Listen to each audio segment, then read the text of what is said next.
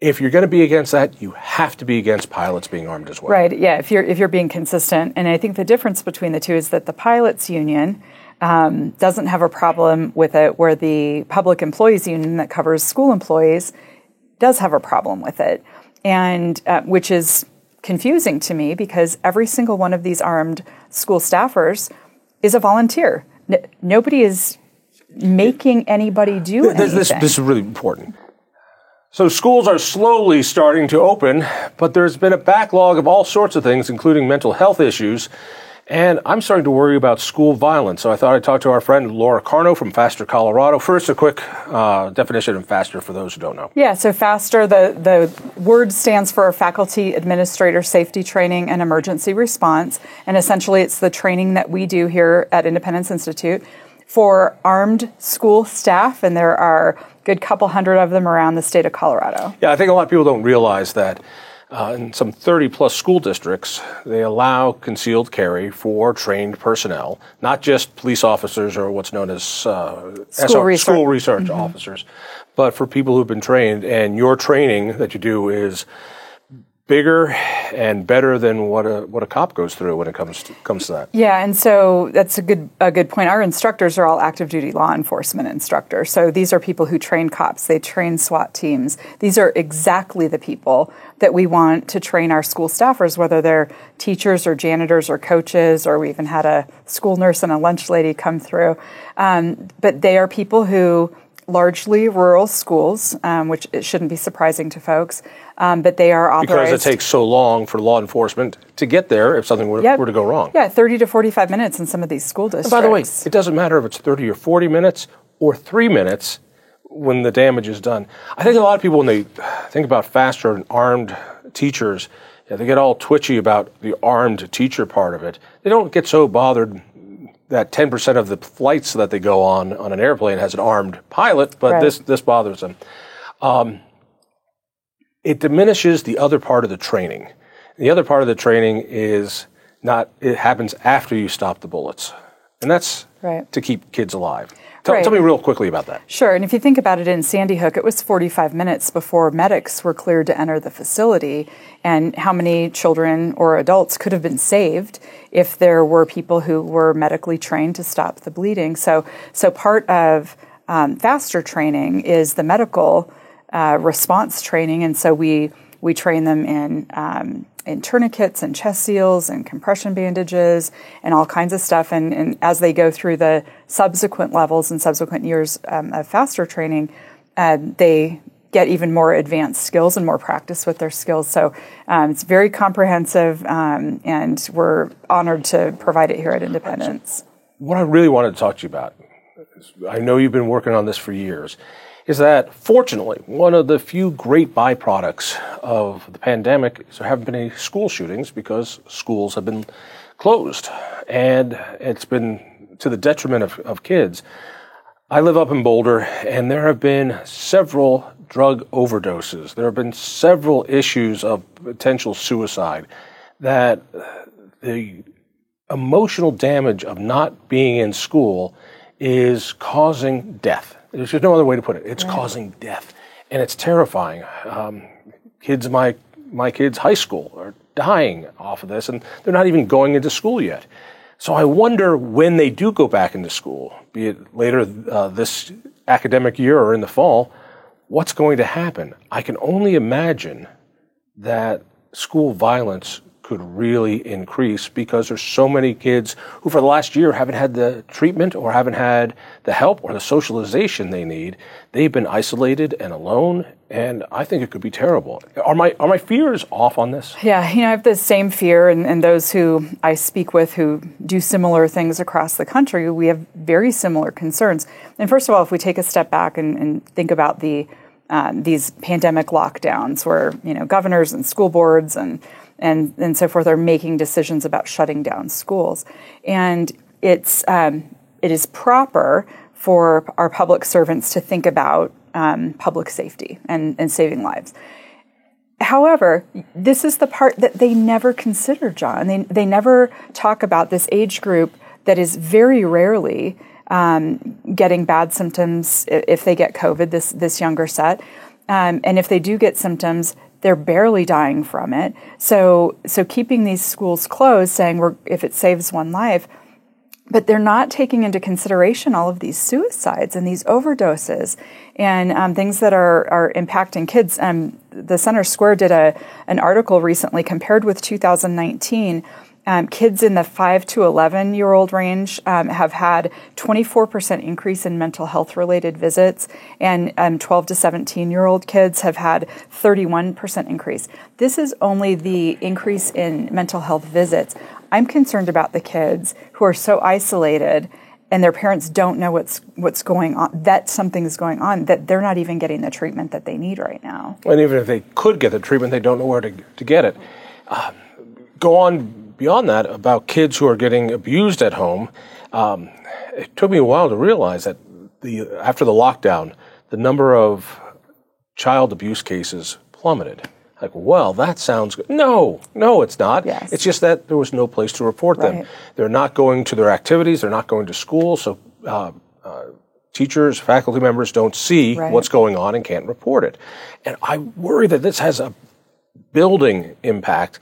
And finally, as we're finally seeing the light at the end of the tunnel, that there's going to be some terrible things that could happen in schools. And I've read articles about how the Biden administration is ready and raring to go at the next school shooting to go after gun rights. I know that the Colorado legislature is looking at going after our gun rights again. And so their strategy includes pouncing on the emotional impact of a school shooting. And they don't want to stop the school shooting, it seems to me. You'll never get anyone to admit that, but if they wanted to stop these school shootings that I think are going to increase, first, will you agree with me that this could really potentially be an increase? And secondly, what do we do about this? Yeah, and so what we know about school shooters or these people who perpetrate school massacres, most of them use firearms, is that these killers plan their crime well in advance. And so as we sit here today, somebody is out there planning it. It's just the history of how these things go. And I think, and it sounds like you're kind of thinking in the same direction, that because so many of these kids have had even more time at home, more isolation, more depression, more drug use potentially. More anxiety, more isolation, more feeling of being the other. No connection. That it is logical to think that at least the same thing is happening, if not more. And I share that concern with you, that schools are going to open up en masse at some point, as they should, and schools are not going to be ready for them. You mentioned Joe Biden. He was the original author of the Gun-Free Schools Act. It was a federal act making sure that schools are gun-free zones. Well, where are all the bad guys going? They're going to the schools because the government tells them that you're not going to get stopped here. I'll add on top of that another part of the perfect storm. After the Black Lives Matter movement, the call was to defund the police. A lot of school districts are getting rid of their school resource officers, the cops that are there to try to stop these shootings. So I guess I want to send out an alarm that there is going to be a spike in school violence, and that we are doing nothing to prepare for it except waiting for it to happen so that we could use it for political gain. Right. And I think that when armed schools are the norm, and there are lots of folks out there who say, we guard our money in banks with armed guards. Are our children not more important and valuable to us than our money in the bank? And I would say, as parents, and I'm a grandparent now, absolutely our children are more valuable than money in the bank. Why are we not protecting them the same way or better than our money is protected in a bank? Our members of Congress are protected in the halls of Congress. And well, that's only because Lauren Boebert is there. I think she allows the Capitol Police to do their jobs there. But but once it becomes the norm, and I think over time it will become the norm in schools, because parents are going to push this, when it becomes the norm in schools, the killers will stop focusing on our children. And that's going to be a really dynamic change in our society, because then school shootings will go away. You have this you have this thing where people are more scared about trained professionals being in the schools. I mentioned pilots because for me this is a perfect analogy. So pilots are trained, and I forget which department does it. It's part of the. I'm trying to remember. Air Marshals. Maybe? No, yeah. So it's from the Marshals program, and they go through training very similar to what you do. Now they're not trained to go after drug lords. They're not trained to give out traffic tickets. Those pilots are trained for one thing, which is if there is a hijacking situation on their limited space of a plane, what do they do to stop that? And we are very comforted when we know that 10% of the time there's a gun in the cockpit with a guy who's been trained in that limited area. Well, a classroom is also a very limited area. A school is a limited area. To have that same type of protection for someone who is trained for that, I welcome that once you get over the oh my God, it's a gun in the school. If you're going to be against that, you have to be against pilots being armed as well. Right. Yeah. If you're being consistent, and I think the difference between the two is that the pilots union doesn't have a problem with it, where the public employees union that covers school employees does have a problem with it, and which is confusing to me because every single one of these armed school staffers is a volunteer.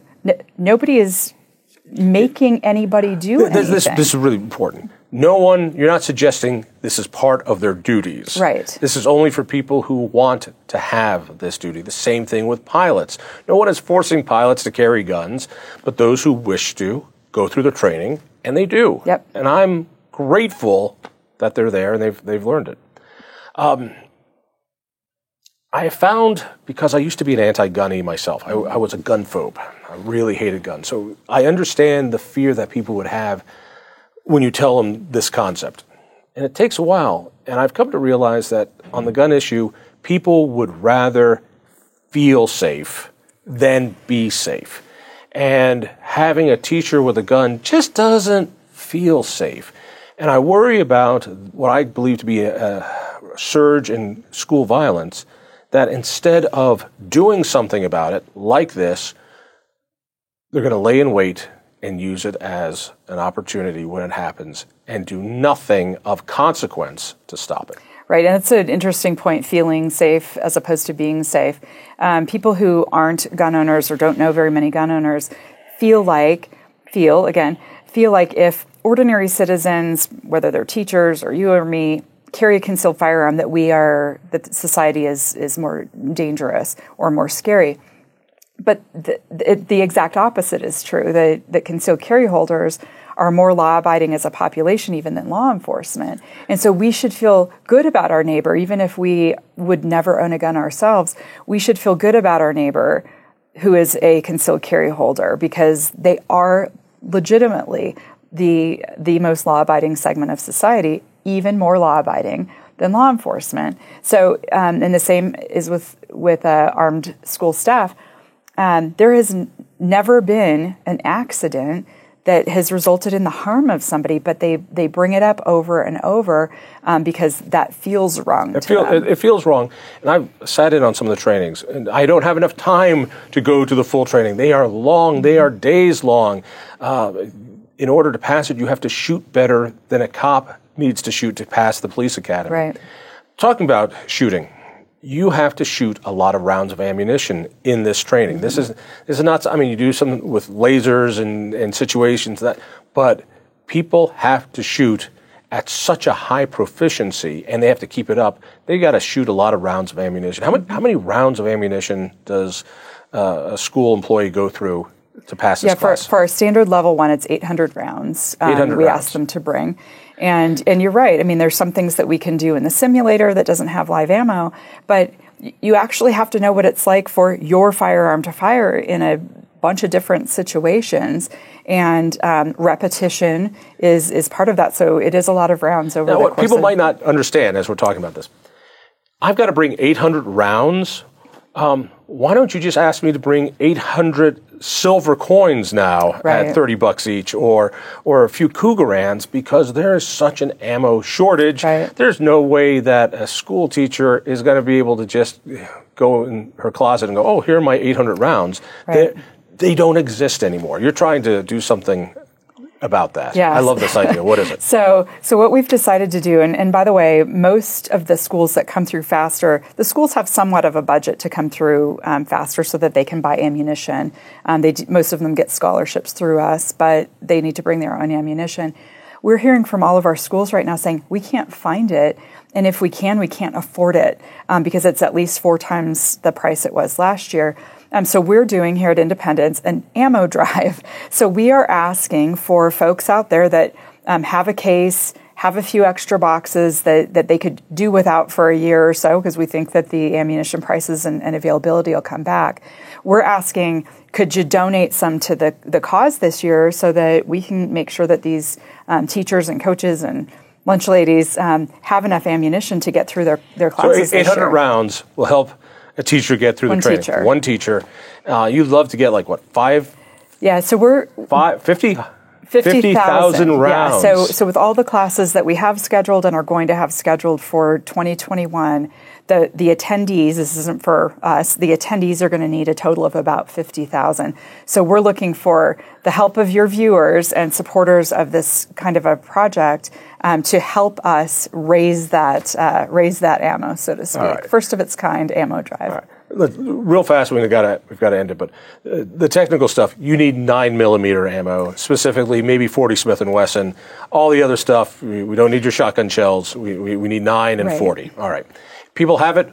How do they get in contact with you? I think the easiest way, send me an email. I can get you all the information. It's Laura, Laura, at I2I, letter I, number 2, letter I, Laura at i2i.org, and I will send you all of the details on how you can help us raise ammo. And if that's not fun enough, you get a tax deduction for it. Yes, because it's an in-kind donation to the Independence Institute for training. And you get it at the price of what ammo is today. Right. Good Fair market value today.